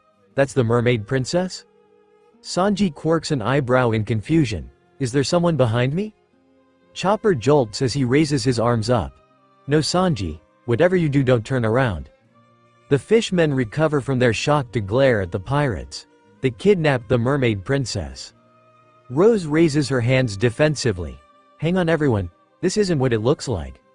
One of them turns to her and throws a can at her, but she dodges. Shut up, as if we'll believe what you pirates say. Luffy groans in frustration as he turns to Shirahoshi. Why did you get out of the shark? Shirahoshi starts tearing up.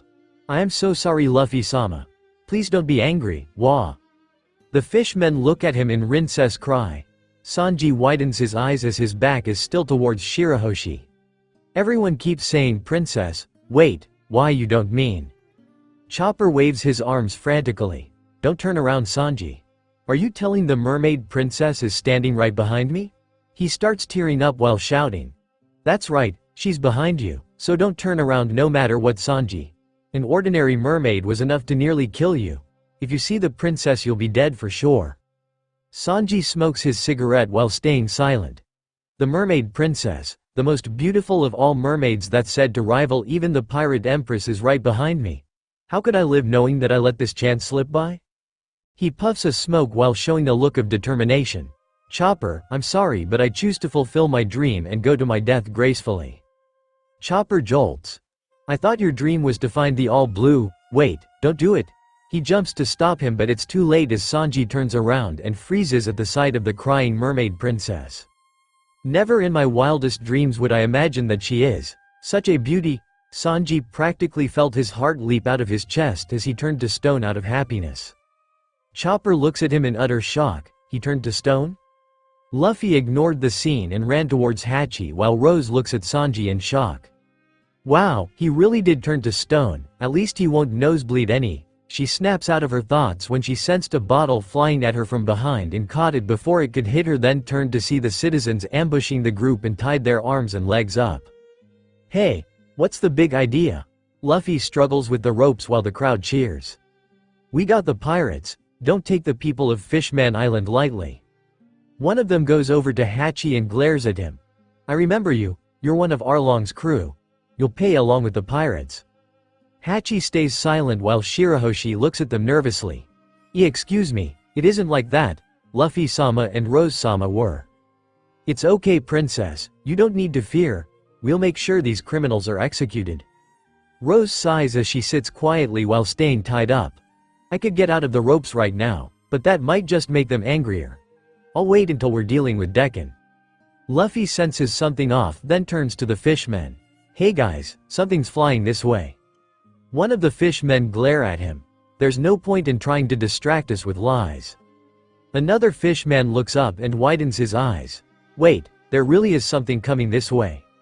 The rest of the crowd follows his gaze to see a giant piece of coral flying towards them with Decken on board. Vander Decken laughs as he's flying on the coral. I found you now, Shirahoshi, bahohoho. Shirahoshi tears up nervously at the sight of him while he starts shouting. Answer me Shirahoshi. Say yes and you won't die, my dear princess, marry me. The crowd glares at him while Shirahoshi shakes her head. You're not my type. Everyone looks at her in utter shock. That's why you reject him? Decken looks at her in distraught before glaring at her and grabbing his axes. How dare you trample on my 10 years of longing? If you won't love me, then die. The fishmen turn to her in distraught. Shirahoshi, please flee. Luffy stands up while some of the fishmen hold him back. Don't run away, crybaby. Stay right where you are. What are you talking about?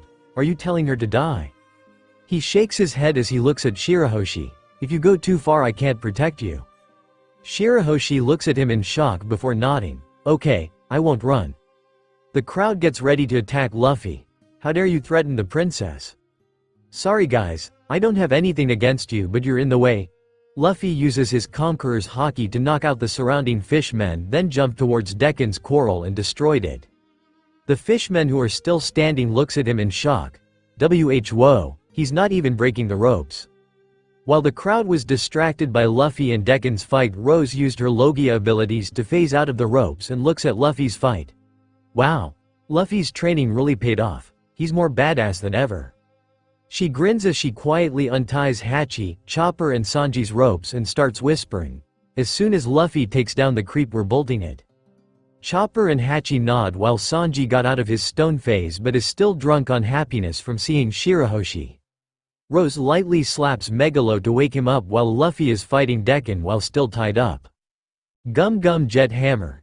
They look to see Luffy using his legs to throw Decken head first to the ground while the fishmen stare at him in shock. He just took down Vander Decken. Let's capture him before he can hurt the princess. While they were focused on Decken, Luffy hopped over to the group and saw Sanji's state. What happened to Sanji? He turned to stone and now he's drowning in happiness, but he's still alive. Chopper says as Megalo starts floating, causing Rose to use her wind to get the group on the shark's head. Shirahoshi goes behind Luffy to untie him as they start leaving. The crowd looks at them in shock as they're leaving. Princess, why are you helping him? She turns to her people nervously while holding onto Megalo. I'm sorry everyone, I'll be back in time for dinner.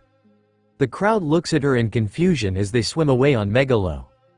Rose flies ahead of Megalo, causing the others to look at her in confusion. Where are you going, Rose? Luffy asks. Rose smirks as she readies her wind. I can't let you have all the fun today. The group looks at her in confusion while Decken is fighting off the crowd. Don't think you can escape. Wadatsumi, take them down.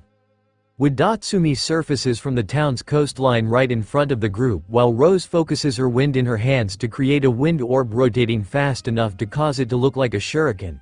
Rasen Shuriken. Before Wadatsumi attack, she throws the shuriken at the giant fishman's teeth and sliced one of them in half, causing him to clench his teeth in pain before running away. Ow, my tooth. Sanji was still lying on the shark, passed out, while Luffy and Chopper look at her with stars in their eyes. That was awesome. Hachi looks at her in shock. Wow, you guys have really gotten stronger. Decken grits his teeth as he fights off the mob. Useless fool, I'll get you Shirahoshi. Rose lands on Megalo's head then turns to Hachi. How are you feeling, Hachi? He sighs. I feel a lot better if you guys heed my warnings. Chopper turns to Rose. Do you know who did this to him? Rose looks at Hachi for a moment before sighing.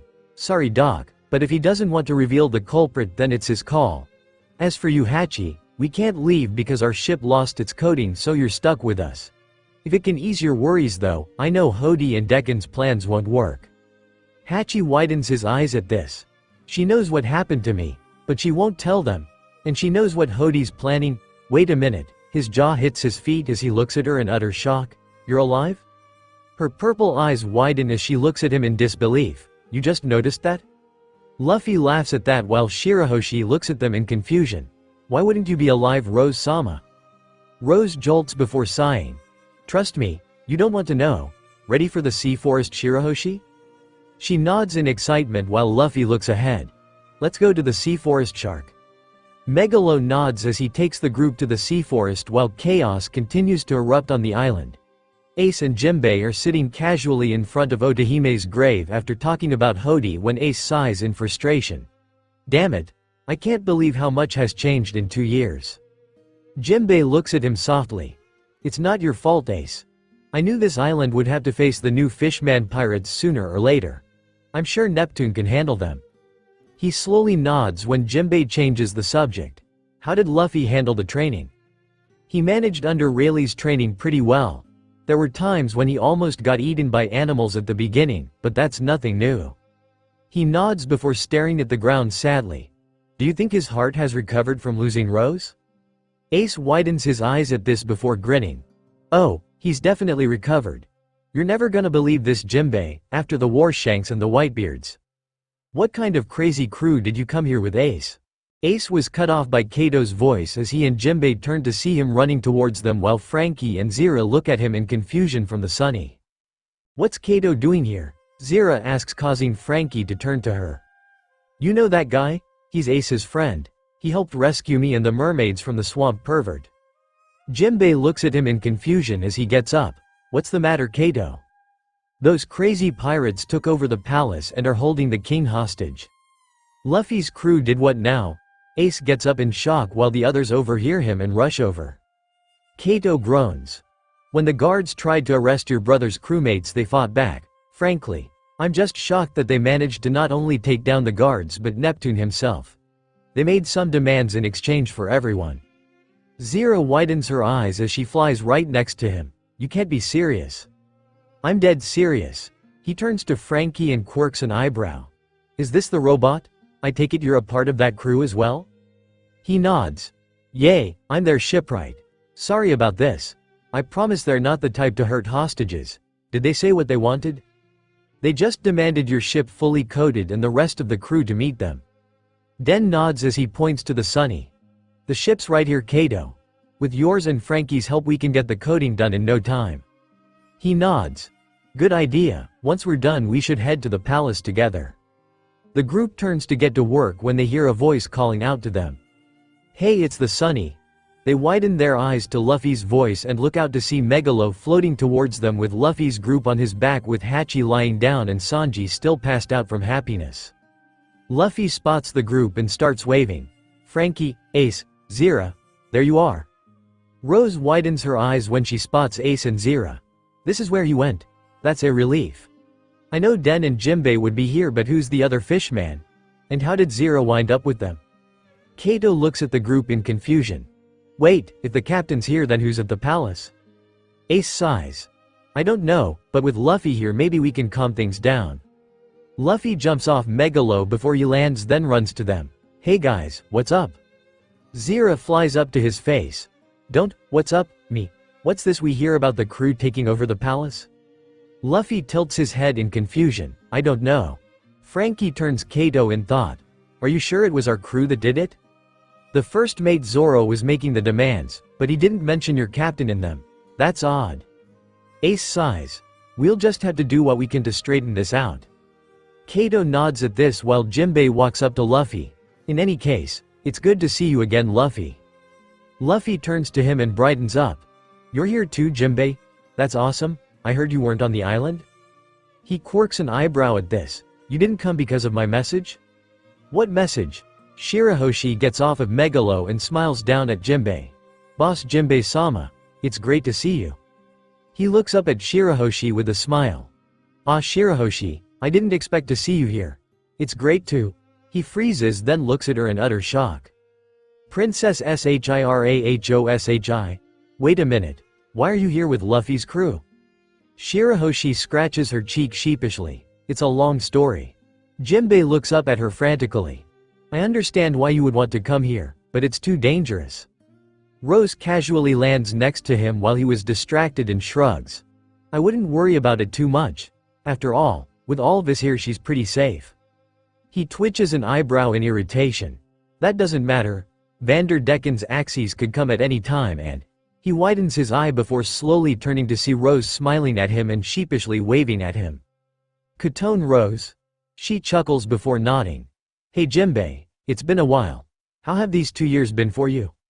He shakes his head to snap out of his shock, then scowls at her. Don't give me that. You mean to tell me that you've been alive this whole time? She rubs the back of her head sheepishly. Yup, I was barely alive after Aokiji stabbed me. But Shanks and the Whitebeards saved me. Afterwards, Shanks hid me while training me in hockey until the crew got back together. Jimbei widened his eyes at this before glaring at Ace. Why the hell didn't you tell me this?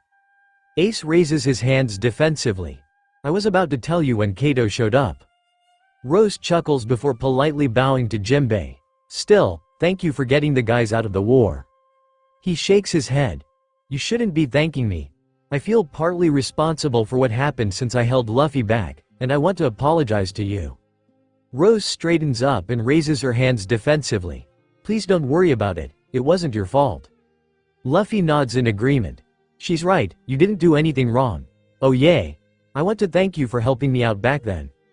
Jimbei blinks in surprise before grinning. Think nothing of it. The others grinned while Chopper grabs Hachi and looks down at Frankie from on top of the shark. Frankie, I'm gonna lower him down. Can you catch him? Chopper asks, causing Frankie to nod then catch him. Octopus man? It's been a while, what happened to you? Jimbei turns to them in utter shock. Hachi. He runs over to them as Frankie lays him down. What happened to you? How did you get these wounds? Hachi remains silent when Sanji wakes up and sees Shirahoshi with hearts in his eyes and starts love tornadoing towards her. Oh mermaid princess. Why, in your glorious presence it is as though I am a hopeless artist. No paint can capture your radiance and no canvas in the world can contain your beauty. Chopper looks at him with happy tears in his eyes as he jumps down to join Hachi. Sanji's finally back to normal. Luffy chuckles then sees Den swimming up to Hachi. Who's that guy? Frankie points to him. That's Den, he's my old teacher's brother. He's coding the ship for us. Luffy tilts his head in confusion. I see, a teacher who's coding Frankie's brother. Frankie's sweat drops before nodding. Sure, let's go with that. Rose chuckles at that when Zira flies over to her and almost tackles her in a hug. Rose blinks in surprise before hugging her back. Hey Zira, so this was where you went. What happened with Caribou? I was too late in stopping the mermaids. He started catching them when I tried to stop him and he wound up kidnapping me. Rose widens her eyes at this before lifting her up to her eye level. Are you okay? She nods. Yay, I almost made him deaf with my screech before he knocked me out, then Ace and Kato saved me and the mermaids. If I don't see that swamp monster again, they'll all be happy. She chuckles as she sets her down. I don't blame you, don't worry, he'll get what's coming to him. Zira nods before Ace walks up to her. What the hell happened at the castle? She rubs her head. Everything's really complicated right now. I promise things work out in the end, but right now things kind of went to shit. Sorry about this. I tried to prevent the crew being framed for the mermaids by trying to STG them, but that didn't work. Ace groans before Kato nods. At least you tried. The name's Kato, I'm Ace's friend. He extends a hand for her which she takes to shake. It's a pleasure, thank you for helping Ace and Zira. He nods when Luffy kicks away a flying axe before it could hit Shirahoshi. Luffy sighs as he looks at the axe. Man, that's the 10th axe since we left town. That guy sure doesn't give up. Jimbei groans in irritation. That's why she shouldn't be here. What were you thinking bringing her here, Luffy? Luffy shrugs as he looks up at Shirahoshi. She's fine since I'm here to protect her, right? Shirahoshi grins as she nods. Yes, that's right. He sweat drops at this. She's so carefree. Shirahoshi looks over her mother's grave, then silently goes over it and prays while weeping in joy. Everyone leaves her alone at the grave while Rose softly grins at the sight. Glad she could see her mom again. Luffy tilts his head at the sight. So that was the grave she was talking about then. Jinbei nods. That's the resting place of her mother, Queen Otahime. The princess was unfortunate enough to become a victim of Vanderdecken's attention at the worst possible timing. She wasn't able to even attend her mother's funeral, due to her need to stay in Shelled Tower for these 10 long years. She must have so many things she wishes to say to her mother. Most of the group looks at her sadly when Nami and Kami rush to the scene from a fish taxi. Hey guys. Nami waves at them as they reach the group. Luffy waves at them. Hey Nami, Kami. Sanji starts showing hearts in his eyes. Nami Swan, Kami Chwaan. Nami's sweat drops at Sanji's attitude. Looks like he's back to normal. Kami nods then freezes when she sees Shirahoshi. What's Shirahoshi doing here? Kato sighs. Things have just been crazy. Kami turns to him with a grin. Kato-chin? I didn't expect to see you here. Wait, Hakken? What happened to you? Kami rushes over to Hachi, causing him to look up at her. It's nothing, I'll be okay, Kami. Nami frowns as she turns to Luffy and Rose. Where the hell have you two been when things were going crazy at the castle? Luffy chuckles while showing off a toothy grin as he wraps an arm around Rose. Rose and I got a room like Usopp told us to. If anyone was drinking, they were doing a spit take at Luffy's innocent statement before everyone turns to the pair in utter shock while Rose is completely frozen with her face entirely red. Ace's eyes bug out in shock. What the hell? You two just got back together. That's too early. Nami giggles while shaking her head. Honestly, I think it's been a long time coming. Chopper looks at everyone in confusion. Why is everyone freaking out? Frankie shakes his head. You don't need to worry about it. Still, I probably should make a separate bedroom for those two now. Sanji starts crying comical tears. Why? Our poor Rose was deflowered. Rose twitches an eyebrow in irritation while blushing as she gets out of Luffy's embrace. I can live without the flower puns, and it wasn't like that. Luffy smelled food from Shirahoshi's room, so he went there, and he took me along with him. After meeting her, we convinced her to leave as thanks for the food. The others calmed down at the explanation while Luffy tilts his head in confusion. So, getting a room isn't about eating food together. Then what does it? Ace cuts him off with a whack to the head. We're not talking about this now. Rose nods in agreement as she hides her face in her hands. Thank you, Ace. Glad to have someone on my side about this. Luffy's way too innocent for that crap. Den laughs at the scene in front of him. You have a pretty funny crew, Frankie. Frankie nods in agreement. They're super guys. Nami sighs before turning to the couple. I guess it's a good thing you guys got the princess out when you did. Things have gotten crazy at the castle. A fishman named Hody took over the palace. All of the fishmen widen their eyes at this while Shirahoshi finishes praying after hearing that and returns to the group with teary eyes. What happened to Father Sama? Nami looks at her softly. I'm sorry, but I'm not sure. Kami and I managed to escape when the chaos started happening. Kami and I were planning to come back once we found you guys. Rose nods. Neptune and the others are alive, but Hody and his crew are going wild. Jinbei sighs. I see, I apologize to you all. It seems you were dragged into this island's troubles too quickly. This may all be sudden, but please understand that when I met your captain 2 years ago, it wasn't the time to speak of such things. Rose stayed silent while the others turned to him curiously as he continued. I harbor a profound gratitude to your crew for putting a stop to the terror that Arlong and his crew have caused in East Blue. But at the same time I must apologize, for 11 years ago the one responsible for unleashing Arlong upon the waters of East Blue was none other than myself. Hachi looked away in shame while Nami widened her eyes at Jinbei's proclamation. Nami sighed to calm herself down. You were really the one that unleashed Arlong to East Blue? Jinbei slowly nods while Sanji smokes his cigarette before lightly glaring at him. I've heard about this before. Back in East Blue Yosaku said the same thing. When I saw Luffy and Jinbei together in that newspaper 2 years ago giving out the message, I have to admit I didn't know what to think. After all, up until then I've been thinking him as the man behind Arlong. I'm willing to listen to your excuses, Jinbei, but you'd better choose your words carefully. You should know that our lovely navigator Air was a resident of the island Arlong took over. She suffered more than anyone thanks to Arlong. So depending on what you say next, I might not be able to forgive you. Hachi slowly nods. It's true, Jinbei. The pain we caused Nami is something that we can't atone for. Nami bit her lip and stared at the ground while Jinbei turns to her. I see, that must have been difficult for you. Sanji twitches an eyebrow in irritation. Don't act like this has nothing to do to you.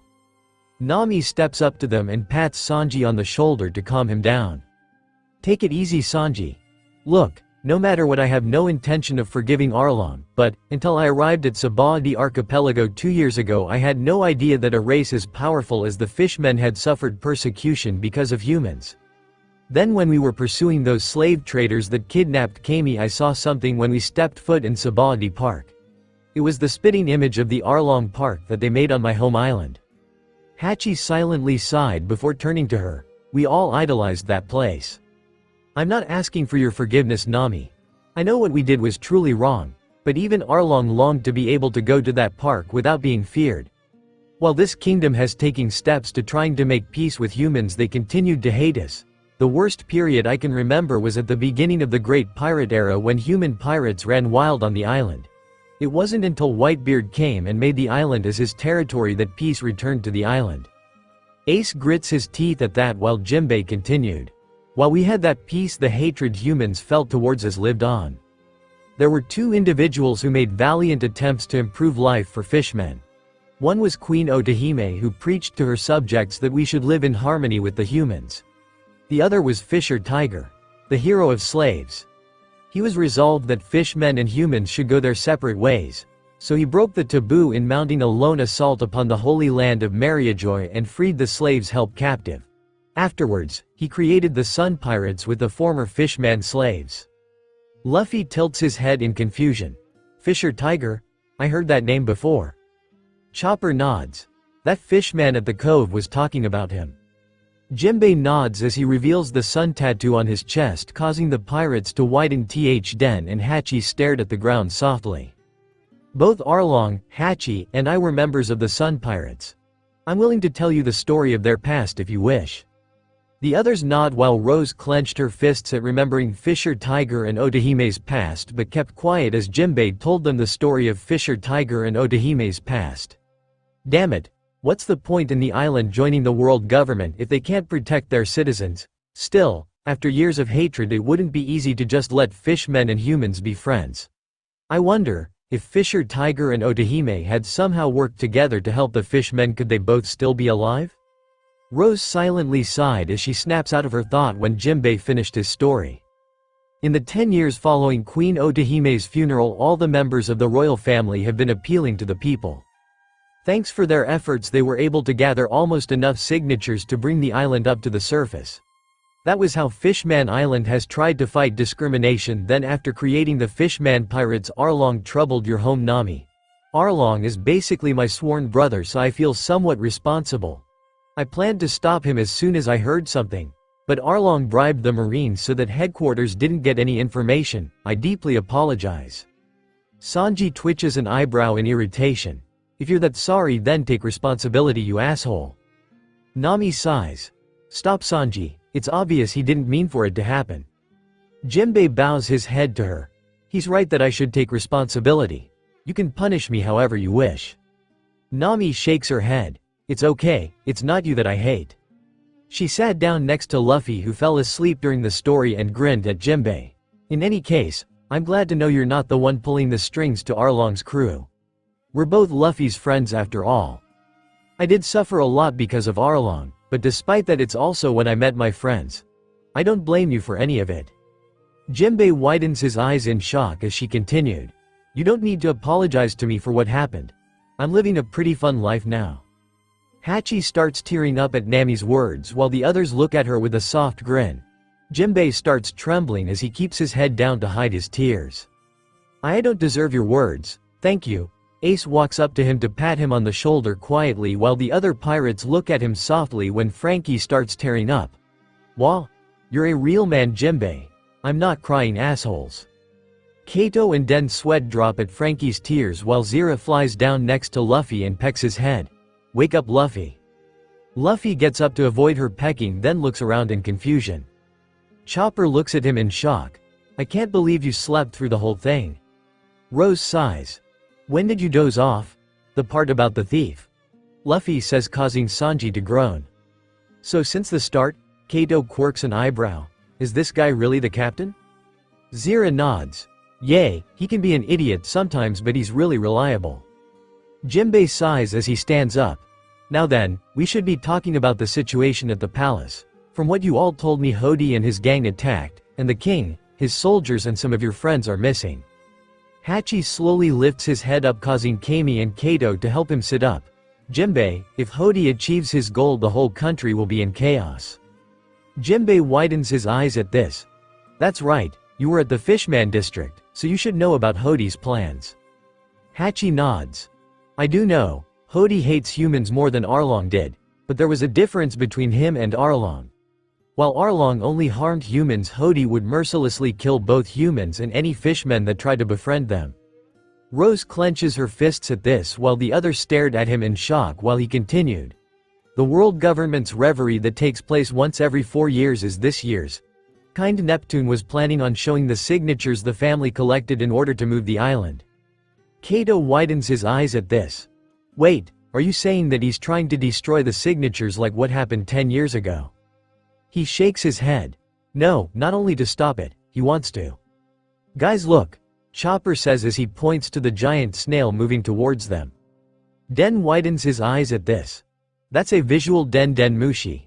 A monitor will come out soon.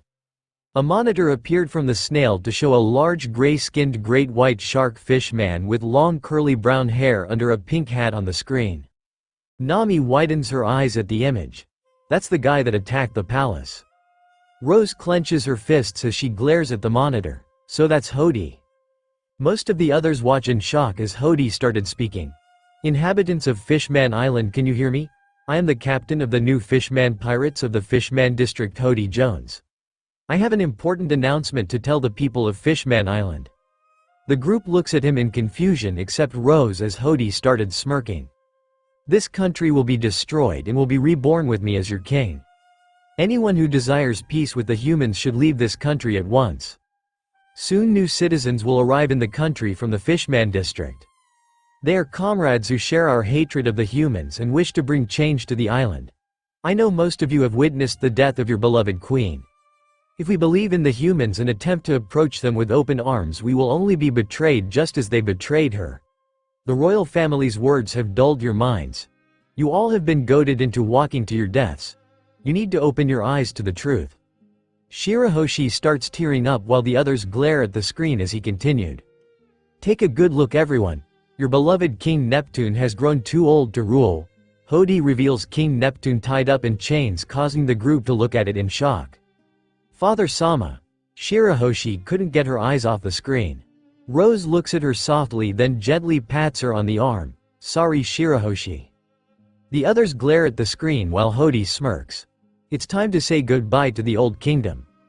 In 3 hours at Goncourt Plaza I will execute this worthless king and start the new age for this island. Also, this message goes out to the Straw Hat Pirates. Take a good look.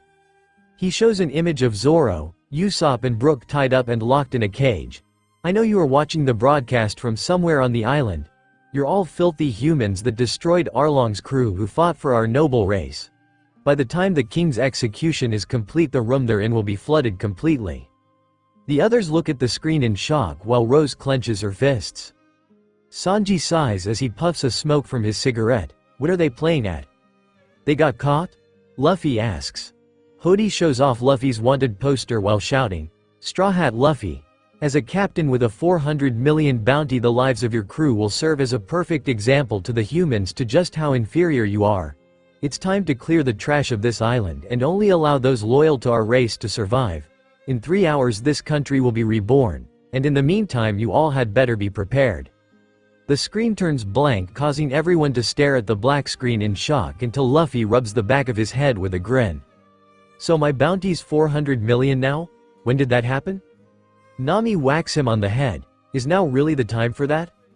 Sanji nods as he smokes his cigarette. It's obvious Hode's picking a fight with us. Rose nods as she scowls at the screed. Yay, and with Decken on his side it'll be a tough fight. Zira shakes her head to snap out of her shock, then flies up to Rose. Don't just say stuff like that so casually. Why the hell aren't you worried about the others? Rose raises her hands defensively. Relax, Zoro, Usopp and Brook manage to escape. Nami sighs. How exactly do they escape? Brook takes his soul out of his body to find Popig, then he unlocks the cage and frees them. Frankie White and Skeleton can do that now? That's really super. Rose nods in agreement while Ace turns around and starts walking. We still need to take care of Hode and his crew. I'll go take care of them. Jinbei runs up to him. Hold on Ace, you can't just charge in. Come on Megalo. We have to go. Everyone turns to Shirahoshi to see her riding on Megalo and storming off. Rose flies in front of Megalo to stop him. Hang on, it's too dangerous. Shirahoshi bites her lip in frustration. But Rose-sama, we can't. Kato yells up to her. She's right Shirahoshi, you're one of Hode's targets. Hachi nods. It's true, Hode's afraid of your ability to call forth the Sea Kings. He's holding the king hostage as a form of protection against your power. Shirahoshi looks down softly as she gets off Megalo. I've heard about this power that I'm supposed to possess, but please understand I've never spoken to a Sea King in my life. I'm still unsure that I have this ability. Jinbei nods. I see, it's best if Hode doesn't find out about this. It's better when he fears the worst. Luffy nods as he turns to Megalo. Alright Shark, take me to that plaza where Hode's gonna be. Sanji, you take care of Crybaby for me. You got it. Jinbei twitches an eyebrow in irritation. What is with everyone rushing to danger? Listen to me Luffy. You, Ace and your crew must not battle Hode. If humans get involved then it will only serve to fuel the resentment against humans. You must leave this to Kato and I. Kato nods in agreement. You guys should stay here. When your friends get out we'll tell them where to find you. Luffy and Ace glare at them as they get ready to fight. Hode made things personal by hurting my friends. I'm going and you can't stop me, Luffy says. Ace nods. You said it yourself Kato that to make it up to everyone I have to do what I can to help. I'm helping you guys whether you like it or not. Jinbei and Kato get in a stance while glaring at them. Jinbei huffs in irritation as he glares at Luffy. As a one-time comrade I hoped that you would listen to reason, but it turns out I was wrong. You and Ace really are brothers. Kato nods. Since you two won't sit back and let us handle it looks like we have to make you. Hang on guys, can we talk about this? Nami says. We can talk when these guys quit telling us to back off, Luffy says. This isn't your problem, Kato says. Of course it's our problem, Ace says. Rose twitches an eyebrow in irritation as she runs in between them. Will you guys knock it off? You're just wasting energy you can be using to beat up Hode. Zira nods. This is pointless guys. We can work this out guys, Frankie says. Aren't you guys friends? Kami says. There's no need to get so worked up, Sanji says. Ace and Kato calm down while Luffy ran over to Megalo to leave, causing Jinbei to use his Fishman Karate. Fishman Karate Righteous Fist. He punched the air to create shockwaves using the water in the area to send Luffy flying. Luffy. The others look at him in shock as he gets up and glares at Jinbei. Luffy gets into second gear and tried to kick Jinbei but he staggers back while blocking. Is that all your training from these past 2 years Luffy? He and Luffy charge at each other while getting ready to punch. Robin causally appears in the line of fire out of nowhere as they're charging. That's enough you two. Nami looks at her in shock. What are you doing there Robin? Get out of the way Robin. Luffy says, stand down. Jinbei says as they try to pull back but it was too late. Rose widens her eyes at Robin. That's Robin's flower clone. That means, she sees Sanji rushing to the battle then uses her wind to lift him and Luffy up while Robin disappears into pink flower petals causing Jinbei to accidentally punch the air and fall on his face. Sanji looks at the petals in shock. What happened to Robin-chan? Rose sets them down. That wasn't Robin. It was her flower clone she made to break up the fight. Nami's sweat drops at Rose's actions. I don't think I'll ever get used to you knowing stuff like that. Rose shrugs while Robin shows herself walking towards them from the woods. Chopper looks at her in shock. There you are, Robin. Robin giggles before grinning. I don't know the circumstances, but friends shouldn't be fighting. Ace nods. Why can't we just work together to free the island? Jimbei groans as he sits up. Because history has been filled with us fearing humans, and if you guys attack Hodi's crew they will form another rift between fishmen and humans. The people believe Arlong was hunted only because he was a fishman. If you add that Luffy and his crew took down Arlong, what do you think will happen with the clash with Hodi as well? Even if you all save the island from him, everyone will only remember it as the history of humans against fishmen repeating itself. Sanji sighs as he smokes his cigarette.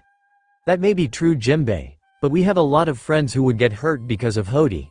Hachi, you keep refusing to tell us who gave you those wounds. But you said Hodi will harm any fishman who befriends humans. Since you've helped us, that means Hodi did this to you, right? Hachi widens his eyes at this but stays silent as the others turn to him. Kami looks at him frantically. Is this true, Hakan? Hodi did this to you? Hachi bites his lip before looking at the ground. Well. Luffy looks at him with a serious look on his face while Sanji turns to Jimbei. This just being your country, Jimbei, is just another reason for Luffy to fight. To be honest, this place being Whitebeard's former territory is just enough for Luffy and Ace to fight here. Sanji looks at Shirahoshi and Kami before love tornadoing towards them. Of course, this place being Kami and Shirahoshi's home is reason enough for me. Ace sweat drops at Sanji's actions before turning to Jimbei. Sanji's right about me having to fight for Whitebeard's old territory. There's no point in stopping me. Luffy nods. Just get out of the way, Jimbei. Jimbei shakes his head. Look, Luffy, hear me out. We're friends, right? He nods, causing him to continue. While that's true, humans and fishmen have lived for ages without a single friendship. You can't just charge into the fight. If you're going to do it, you can't become some barbarian that knocked down Hodi. Instead, become this island's hero.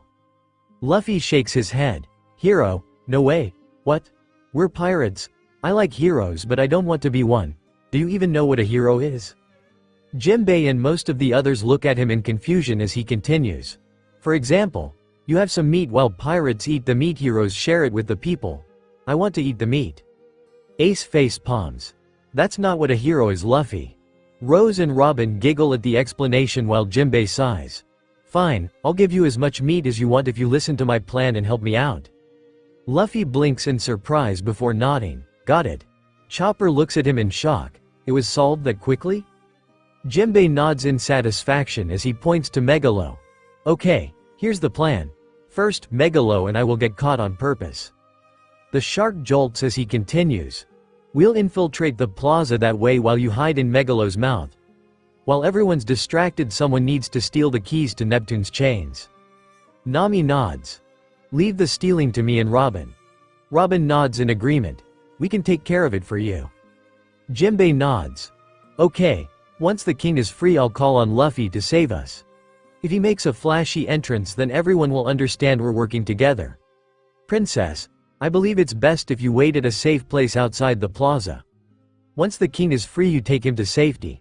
Since Rose said your friends will escape, you guys go find them, then hurry to the plaza. He turns to Kami, Jimbei, Den and Kato. How do you guys think the people will react to the plan? Den nods with a grin. I think this will work to gaining their trust since you're the one asking for their help. Hachi nods. Since you're Ignal citizens and the people of the Fishman district, there shouldn't be a problem. Kato nods. As long as the plan doesn't go off without a hitch, it could work. Kami eagerly nods. If they understand that you bet your life on Luffy Chin to save the king, they'll be cheering for them. Luffy frowns at that. I'm only doing this because you're asking me to, Jimbei, but I don't want anyone cheering for me. The others chuckle at that while Jimbei nods. You have my thanks. There's just one more thing I need to worry about. Rose quirks an eyebrow in confusion. What's that? A strategy name. Zerit twitches an eye in irritation. Forget the strategy name. Let's just go already. The others nod while Frankie smirks while getting the ship ready. Ow. That's great, because I made it so that the Sunny is super ready for combat. The other turn to the ship to see it floating in the air. Whoa! Chopper and Luffy look at it with stars in their eyes while the others grin at the flying ship. Ace nods before smirking at Kato. What do you say, Kato? Think you're too old to kick some ass? Kato returns the smirk while cracking his knuckles. The only thing I might be too old for is dealing with your smart mouth. Let's get going. Luffy nods as he goes inside Megalo's mouth. Once I hear people calling my name I come out, right? Jinbei nods as he climbs on board Megalo. Until then just stay in his mouth. Got it. Shirahoshi climbs on Megalo while everyone except Kami, Hachi and Den climb onto the Sunny. Any idea where to find the others' Freckles? Frankie asks. Rose nods as she grins while looking to the island. They should be escaping by now, so we should head to the palace. After we get them comes the battle royale. Can't wait for the fight. He nods as he steers the ship to the palace while Megalo takes the others to the plaza to commence the surprise attack against Hodi's crew.